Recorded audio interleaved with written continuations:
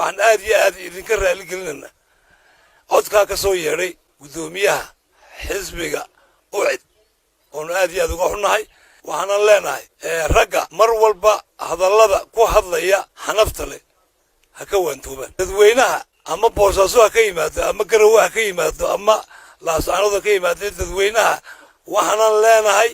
walaalahayaa tihiin waa degantihiin cid idinla hadli kartaa ma jirto sidaad u soo degteen haddaad waxbarasho joogtiin waxbarashada u joogtiin haddaad magaalada kala degantihiin aad degantihiin maan idiin soo dhoweyn dadku waa walaalo waxbarashaduna iyada waa international halka jaamacadda aad ka sheegtay dalkoogii bay joogaan dadkoogii bay la joogaan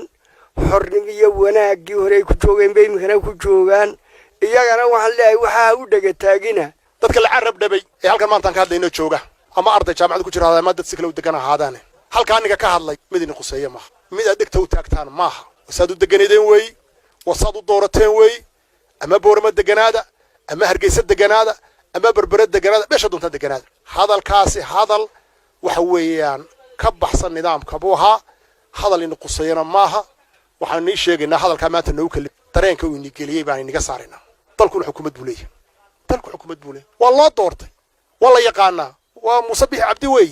waa madaxweyne cabdiraxmaan weey qolayaal buu leeyahay marka waxa weeyaan kuwana warkan kama soo bixina wuxuu ka soo baxay shakhsi uu ka soo baxay gudoomiye xisbiya marka waxa weey arinta ayada waxa weey aad iyo aad baan uga xunnahay